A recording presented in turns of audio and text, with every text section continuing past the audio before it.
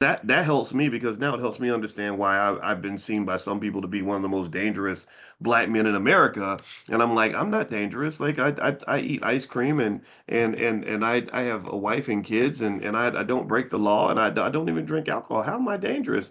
Well, it's because I believe in solutions. That's it. I have probably the most dangerous profession that a black man can have, which is I'm a mathematician. As a mathematician, what do mathematicians do? Y'all tell me what do mathematicians do? We solve something. What do we solve? We solve problems, right? Mathematicians solve problems. So I can't, it's hard for me to look at a problem. And I get it. I've learned from being married, just so you know, fellas, you need to know this. I learned that from being married, sometimes people don't want you to solve the problem. Sometimes they just want you to empathize. They just want you to listen, right? And I've learned how to do that. I've learned how to sit there and bite my lip and sit there and listen to somebody tell me about a problem that they have that I solved 25 years ago, in my sleep that I'm just like, and I want to say something, but I'm like, no, boys, no, you have to listen. Just listening, and it feels so unproductive to me. I ain't gonna lie. I ain't gonna lie. Two things I when you do the work to like be married, two things I learned about myself from therapy was one, I love autonomy. I like freedom a lot. And marriage can is tough because you have another person that's telling you how, what you can and can't do with your life, and it's like, well, I'm not used to that because I had to be free. I had to fight against the white man. I had to fight against backward Negroes. I'd fight against people they couldn't see my vision. Like I'd have a vision, and I'd say I'm going for that, and everybody around me would say that that's not going to work, and I'd be like, no, I think it is, right? Because sometimes God gives you a vision. And he don't give it to nobody else, right? So you like, damn, like can't you give it to everybody else so these Negroes can see too, so that I ain't got to go fight with people.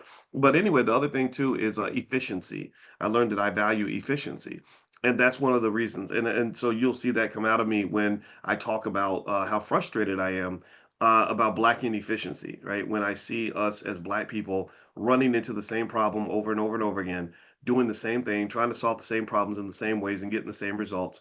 When they show me a statistic that says, well, black wealth in 1985 it was here, and now in 2025 is down here, and I'm like, but wait, what do you mean with all these millions and perhaps billions of hours of labor we put into I mean, all the blood, sweat, and tears we put out, all this so-called progress we claim to have made. You mean that our wealth is actually going backward?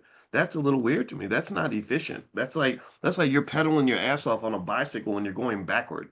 Like that's not no physicist is ever going to sit there and watch that happen and not say something and not be like, wait, what's going on here? But that's what's happened in the black community. We pedaled our ass off just to go backward, hustling backward.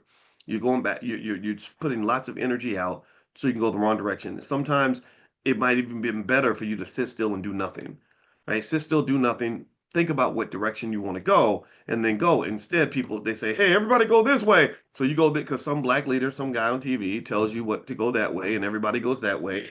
And there are scholars and stuff out there that'll say, "No, don't go that way. That's the wrong way. That's the way you went 20 years ago, and it didn't work. It's not going to work now."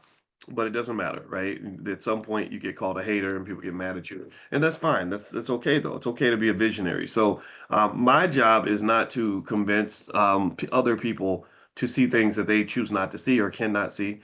My job is not to convince people that I'm worthy of listening to. I don't. That's not. I'm not. That's not the goal. I know about my PhD. They told me I had a PhD 25 years ago.